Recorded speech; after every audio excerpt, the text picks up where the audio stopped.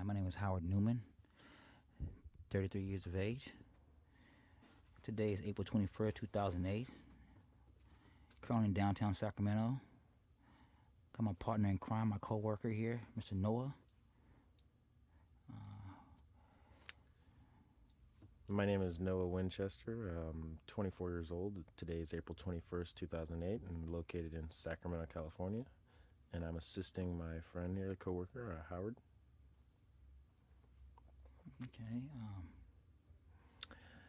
Well, I guess I'm supposed to ask you some questions about your life experience and your work involvement and how you came to become the person you are today. So if you can kind of start off from the very beginning of why you volunteer and why you work where you work. Okay. Currently work within the Sacramento branch NAACP, definitely nonprofit. It's in my blood as far as being an activist, reaching out to others, speaking with those that can't speak. Those aren't good at speaking. That's why I do what I do. One of the other reasons. I walked in the Sacramento branch NAACP in the summer of 2007 and asked for a volunteer application. Interview was done. That lasted about an hour or so. Told to come out the next day. Prior doing that, I was doing things for the community in different communities in California, mainly the Bay Area. Part of a nonprofit organization, raising money to help feed homeless women, children, veterans, seniors, handicapped, other low-income families. Implemented activity programs for our youth. Some of the programs included cleaning graffiti, homework assistance. There's also Stars Night, Talents Night for our children and youth. They generally raise money by selling candy, car wash, things of that nature. That money went to our cause. For our adults, we provided employment. Those that weren't employed,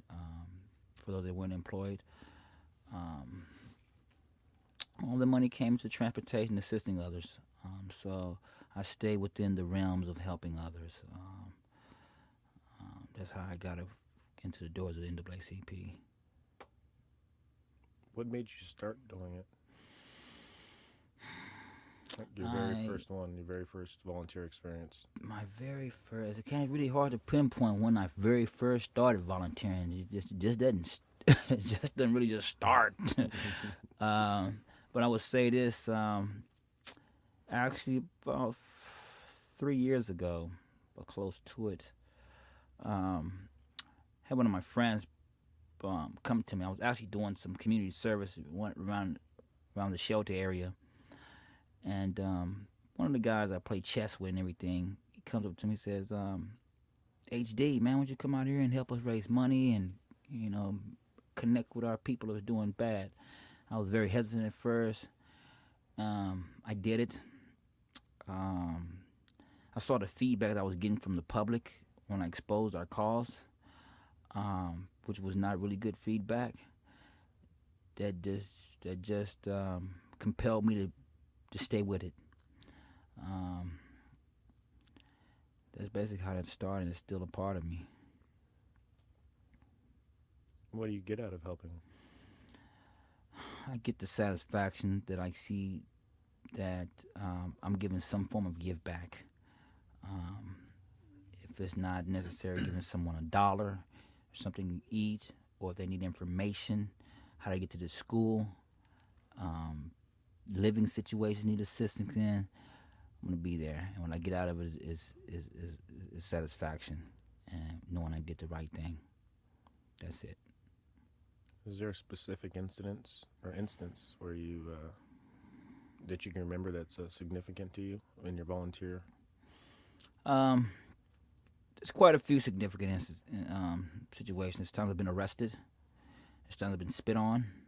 There's times I've been disrespected, called fraudulent. Of course, I was a nonprofit license and everything.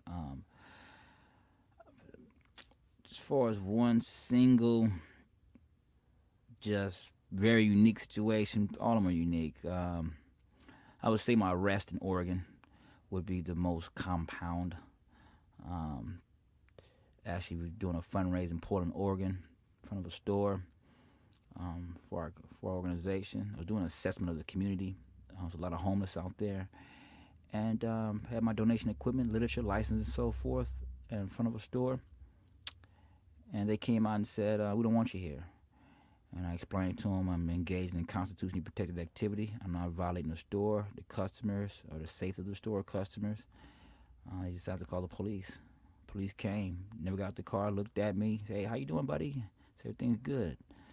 He said, I just kind of looked at the distance I was from the entrance door and to where I was standing at, including my equipment. He drove off. Staffman was very upset, went and called the police again.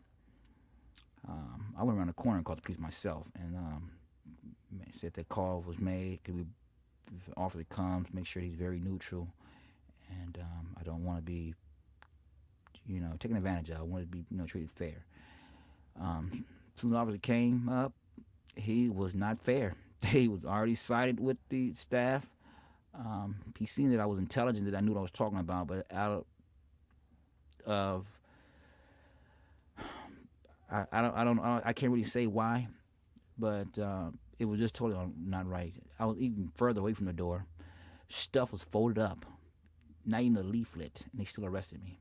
Even though I stayed there, and broke no laws, not a criminal, and it's kind of unfair about that. So that was a unique situation, one of many. I've met a lot of good people, actors, movie makers, a lot of teachers, a lot of similar activists, rehabilitation, military. So,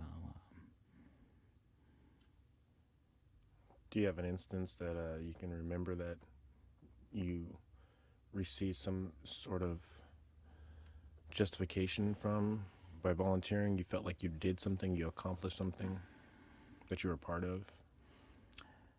Yes. Each time I do it, I know I'm a part of something. I'm a part of those that's not alone. Try not to make them feel alone. As far as a specific instance when the question again. A specific instance where you feel like you did something that was justifiable, or you got some gratification from by volunteering, whether it be working at the Black Expo, what you took from that, or volunteering in a march or something. Yes. Just speaking of the Black Expo, we did have a vendor's booth there, and one of the local news stations approached me and wanted to interview as far as what I feel about the outcome of the Black Expo. Is it positive? How do I feel about this? And I explained to it was a very positive step. Basically, a one-stop shop. Anyone looking for employment, educational information from various state schools, just health. So I definitely felt that was a very, very positive thing. I felt very good being a part of that. Setting it up, interviewing, and just observing it all. I learned a lot, seen a lot. How does all this stuff make you think of yourself? I take it as a very good learning experience. All the volunteering does play a role as the type of individual that I am. My goals. I can see. I see me being a part of history by doing things. I'm not Gandhi, I'm not Malcolm X, I'm Martin Luther King, but I do feel as if that I'm doing the right thing. Where do you see yourself in a few years from now with all this? I see myself in a few years from now with a paralegal degree, sociology degree, and still nonprofit and still helping those in need. That's what I see myself at. Do you think you'll stay with the NAACP, or you're just going to find you're just a volunteer type of person that'll volunteer where volunteers are needed? The Sacramento branch NAACP is personally become a part of it. It's more than just a job. It's more than just the credits for school or anything like that. I'm very close with all staff there. I'm very active in my role playing there, helping those that need help. If it's just taking the trash out, I still feel a part of that needs to be done. So as far as my role playing in the future with them, as long as I'm in Sacramento, I will be connected with them. If not from the office basis, still friends with the staff there. If I can go speak at a school, help set up or something like that, I'll always be with that. So there is no termination date from my end with the NAACP. How long have you been a member of the NAACP? Been a member since August 31st, 2007. Can you talk a little bit about the different experiences that you think brought you to this moment? It's quite a few experiences. Everything plays a part. There are quite a few things that really affect me stronger. That's my homeless, my women that are in the single women, mothers and so forth, and my veterans that are on the streets. Are there can you talk a little bit about if you're comfortable, maybe your childhood or different experiences that you think shaped you? I guess everything is a lesson. As far as various things shaped me. As far as the education I learned in school, my upbringing with my father, mother, the relationship with my sisters. Things I've observed as my own family. They gave. They helped the old lady across the street. I seen that, and I felt morally and that I should be a part of that. You know, there's many situations I can speak on as far as discrimination. I've seen people being beat up. I've been beat up. Criminal acts, hate crimes. I've been a part of it. As far as the victimized end. So there's quite a few instances that play a part of me being a part of the Sacramento branch NAACP. Also, continue being a volunteer, not just with them, but other helping others in the community. Can you talk about some of those instances, or anything specifically you want to know? Whatever you want to share, whatever you think sort of really in your mind, like, was really important for you. There are quite a things that are important. It's therapeutic that for me to be involved in this involvement. I'm not paid. I'm a volunteer. It helps shape me as a man in some ways, mentally and physically. It's a definite, very good, positive learning experience. I've been subject to a lot of racial issues, especially as a child, even to this day. Like what? Walking in stores, peer pressure from kids in school. I can see how I'm treated, others, how I'm with it on. Just, walking to an office or calling an office, just how I'm held on hold for the longest. How the person that in the office, the receptionist, the secretary, that gatekeeper, how they handle me, acknowledge me, and so forth. I see how that's different done. So did that happen when you were a child? That it happens now. That it still happens. Might not happen as much as a child or teen years, but I still feel racism everywhere I go. When you were a kid, what happened when you were a child? Like instances, like I'll give you a prime example. I'll give you an example with the police department in Dallas, Texas. How old were you? I was various ages. What about the youngest that you were when you first started formulating your own plan or getting your own ideas of how you were going to be as a man and take your own views? What was it that started everything when you were a child? As a child, I wasn't really pinpoint exactly what I wanted to do because I have quite a few interests. I'm good with my hands. At one point, I wanted to be a teacher. At one point, I wanted to be a chef. Another point, I wanted to be just Mr. Can build it all and fix it all and destroy it all. And then I know as a passion that I want to be around others, some kind of capacity helping others. If it's an after school program, you know. Did you fulfill any of those? Or those were just kind of like dreams that I'm you wanted to fulfilling do? it now by being a part of the NAACP. I'm fulfilling it now. But as a child? As a child. I was very active as a child. School band, gymnastics, those activities. As far as anything specific that You play sports or? not really. I was in a band. That was my sport. You know, I did gymnastics. I played football, soccer. You were in the band? Yeah, I played the saxophone, played the drums. I can still read sheet music. I can play it. I play the trumpet. I'm not really too much. Cornet, trumpet. Yeah, I know about that. Saxophone. How would you describe yourself as a kid? Very confident. Very secure with my decision making as a kid. If I said something, it means even to now, I know it's the right answer. It's already been screened and investigated, and you know, for me to give a determination, I learned that about myself young as a child. Sometimes arrogant. I'll say that.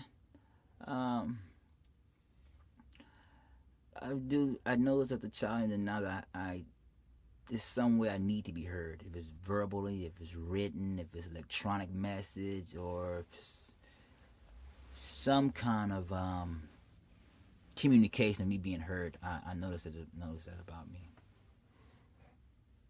Who were you like? Were you like your mom or your dad, or some? Come on now, you know I'm like both. Okay. You know, you heard the song with Prince. I'm like mother and father. You know, Okay. Disciplined at times, soft at times. I've cried at times. Mom was always cooking. I want to cook like her, and Dad was always working. I want to work like him. Dad's very family oriented. Mom's very family oriented. So I'm a liaison between both parents. And something I sort of Noah talked about earlier. Just when do you feel like you realized? Was there an experience that you realized you were sort of, I'm a man now. I'm grown up. I'm sort of coming into who I'm gonna be. I've been through a lot of experiences. I would say beyond normal than a normal child. Normal upbringing, as far as getting in trouble with the police and neighbors and school and stuff like that. I guess late teens, early adulthood.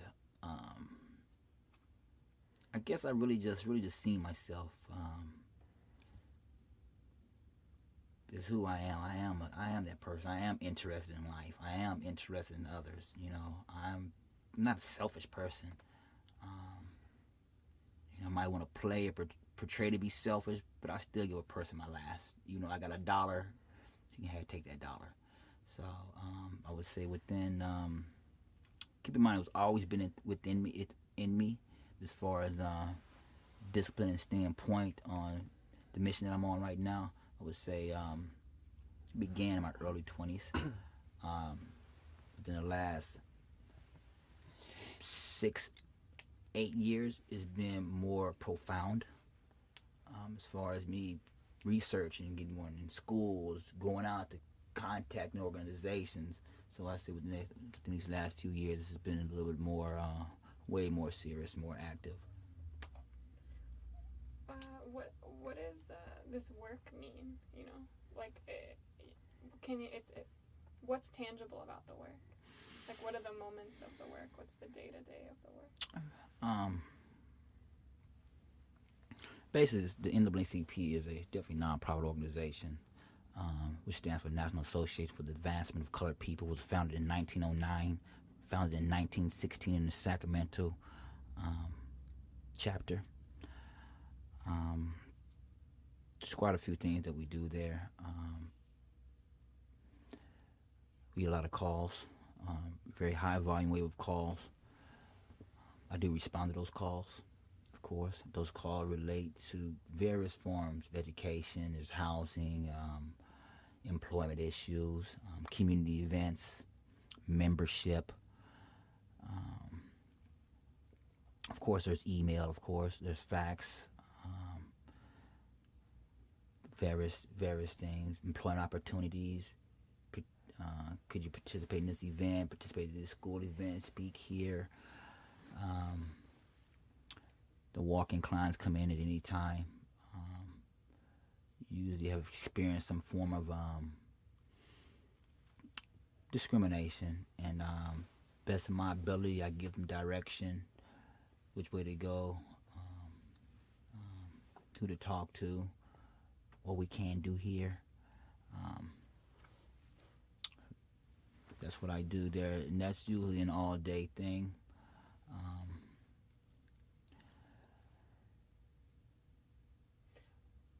What does it mean? You talked about it being a little bit of a just therapeutic in a community, but sort of what does it mean to both of you?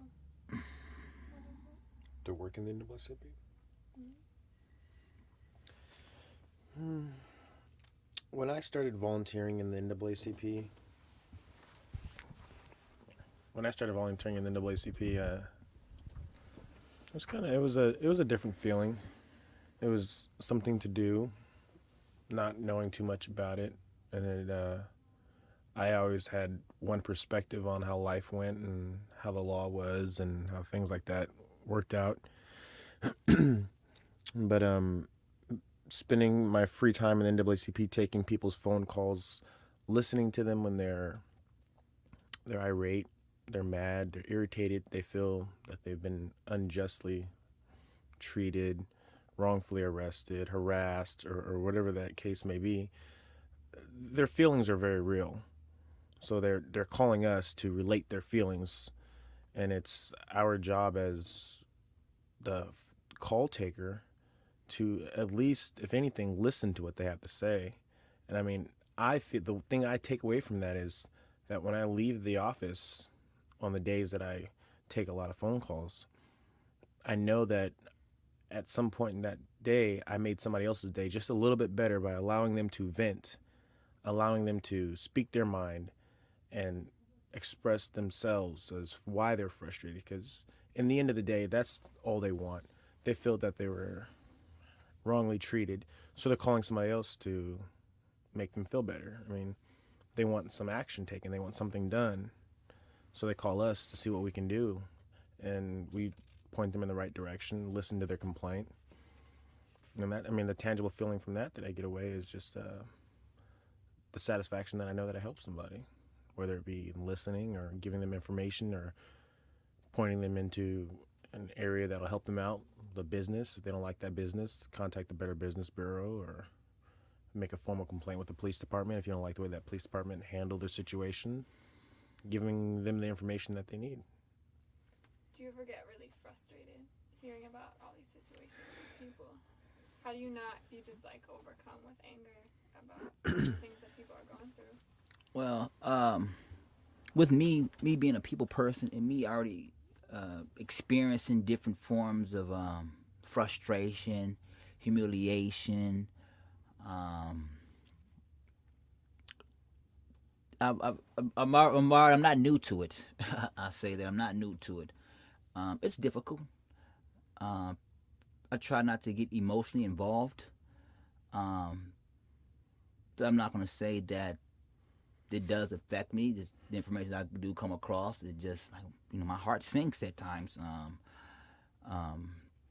But I stay professional, and I pray. I talk to others within, my closest, and I get the answers that I need. It's hard. It's not easy. Especially a lot of people call me or approach me regarding serious situations, and me having caring and concern for others. It bothers me to see someone else in pain, to see someone else suffering, see someone else being mistreated, wrong, property or whatever's been taken from them, their life been taken from them, and it bothers me. That's why I work harder and diligently on providing whatever information I can give them, whatever resources I do have. That's why I do that, and it's difficult at times, but at the end of the day, I know I did the right thing. What are things that, or what does community mean to you guys? Has it changed at all? My perspective on the community, and try to answer that question and use a soundbite for your previous question, is I was a police officer.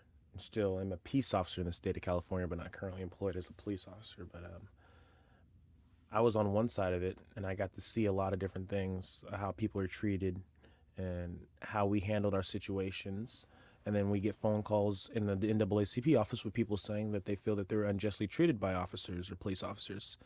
And I'm torn in two when it comes to that, because I see, well, okay, I understand where you're coming from and your perspective on why you feel that you're mistreated. But in the end of it, I also understand where that officer was coming from and how he handled that situation.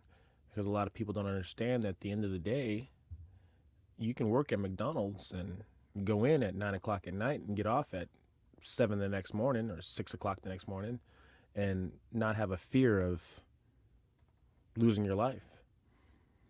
So when a customer comes in, it's just an everyday routine. But as a police officer, every day, every moment that you're out there on the streets could be potentially your last minute, your last moment.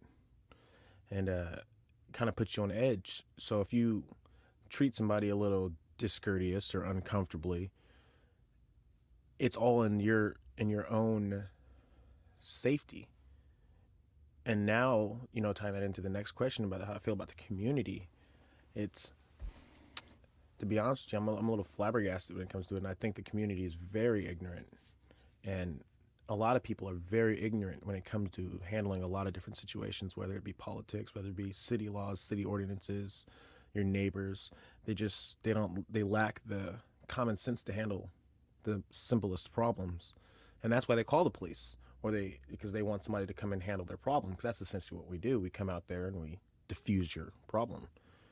But the community, they're ignorant, but it's our job as city officials and to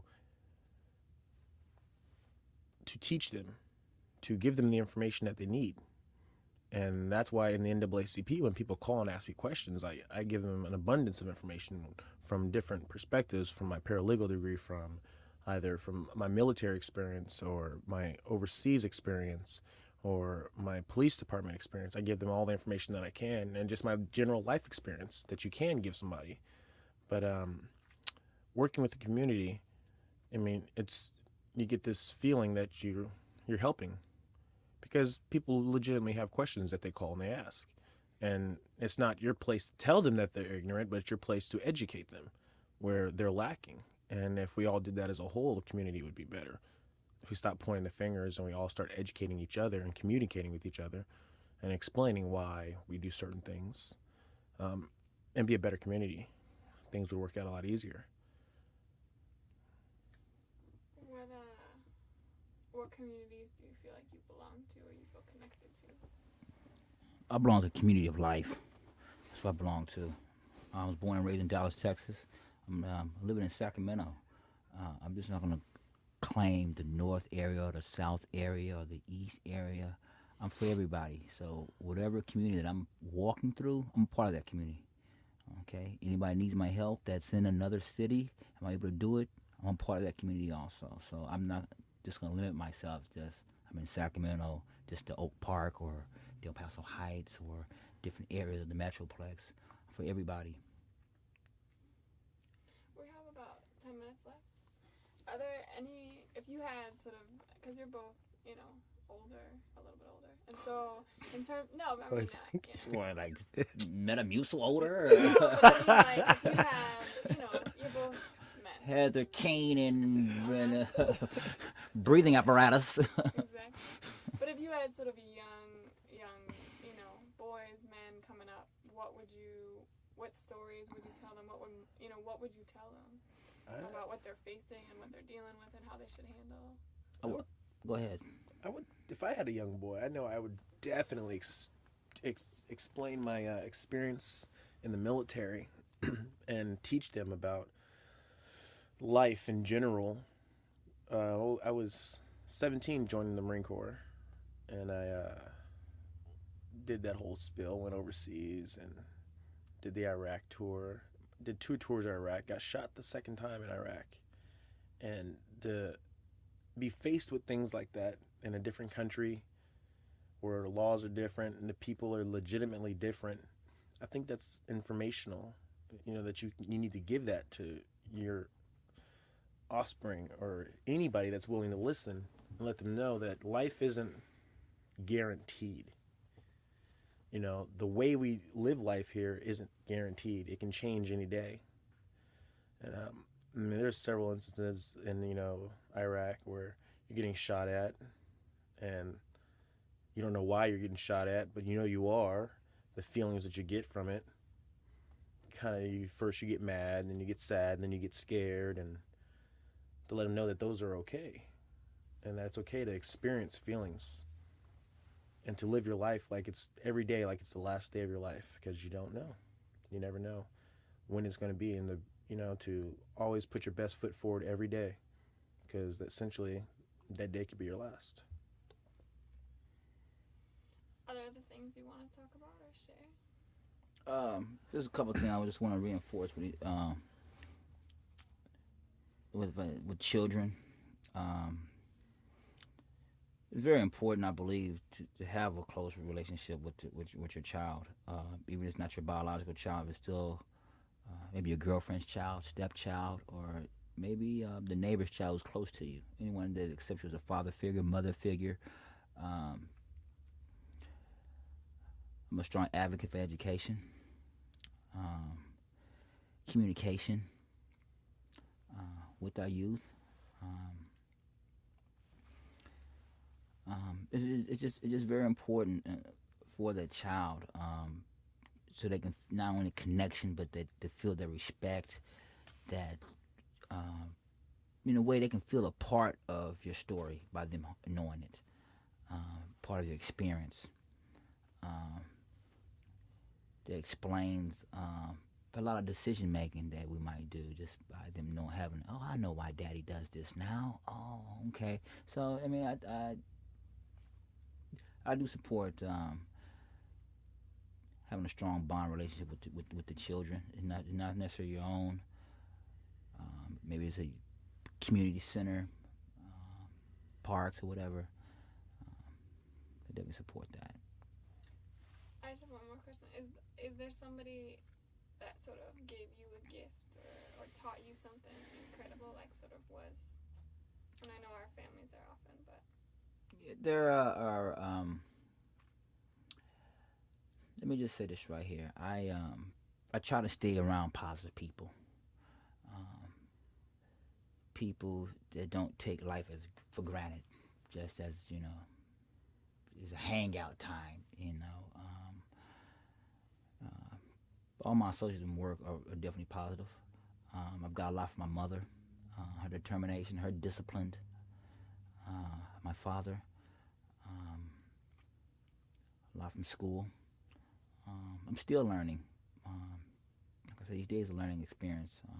Our president, Betty Williams, I learned from her, just the way she orates information, the way she accepts it and receives it, and so on. And I learned that.